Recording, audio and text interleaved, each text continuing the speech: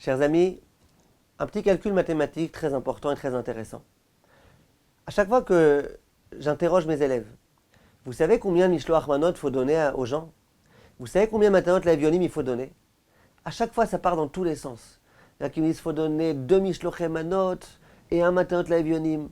D'autres qui me disent qu'il faut donner un Matanot Lavionim et 2 Mishloach Manot, 2 Matanot Lavionim, un Mishloach Manot. Ça part dans tous les sens. Et chaque année, on a besoin de répéter aux gens. On va vous rappeler exactement. Il faut donner 2 manotes à une seule personne. Et pour les pauvres, et le problème qu'il y a, c'est pourquoi? Pourquoi les gens ne retiennent pas? La réponse, c'est qu'ils ne retiennent pas parce qu'ils n'ont pas compris comment ça fonctionne. Alors j'aimerais en 1 minute vous expliquer. La seule chose, et je vous promets que Bli Neder, vous retiendrez maintenant ça pour toute votre vie. Il y a une chose qu'il faut que vous reteniez par cœur, et vous le connaissez déjà par cœur. C'est le nom des mitzvot. La première mitzvah, elle s'appelle Mishloach Manot. Vous le savez tous, encore mieux que moi.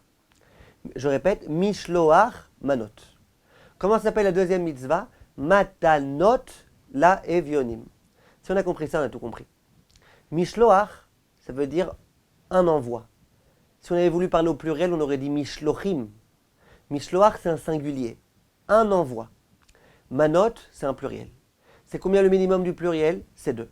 Donc il faut envoyer un Mishloach, un seul Mishloach. T'envoies à un ami, t'envoies à une amie, et Manot.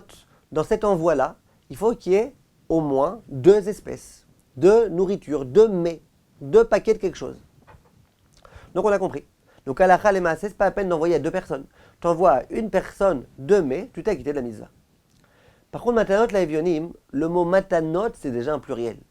On n'a pas dit matnat, matana. On a dit matanot. Donc matanot, c'est un pluriel. C'est combien le minimum du pluriel? C'est 2. Evionim, c'est aussi un pluriel. Si on avait voulu parler au singulier, on aurait dit evion. Matana la evion. Matanot la evion. On n'a pas dit ça. On a dit matanot la evionim. Le minimum de evionim, c'est 2. Donc maintenant, calcul mathématique.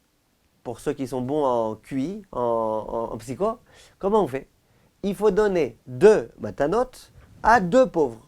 Et nous, on va avec l'esprit du minimum, le minimum du pluriel, le minimum. Qu'est-ce que la Torah elle a voulu me donner comme obligation, la Megillah, quand elle m'a dit qu'il faut donner 2 matanot à 2 pauvres? Équation à 2 inconnus. Comment on fait? Vous êtes d'accord avec moi que c'est très simple.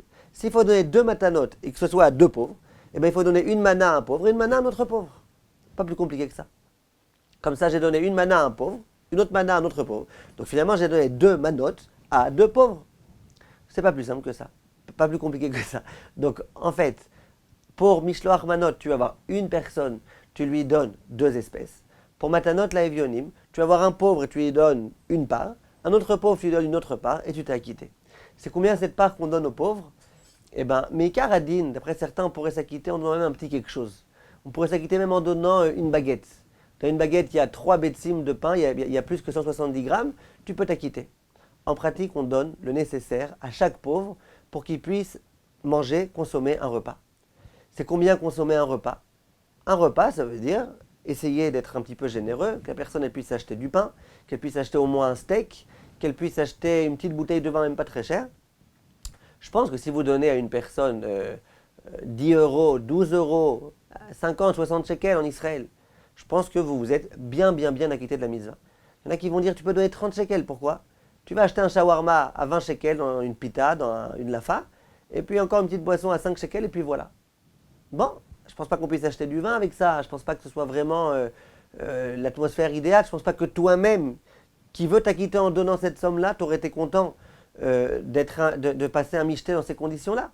Mais en tous les cas, ce qui est sûr, c'est que si on donne en soyant généreux, de cette façon-là, on s'acquitte bien. Quant à tous mes chers amis, et à bientôt.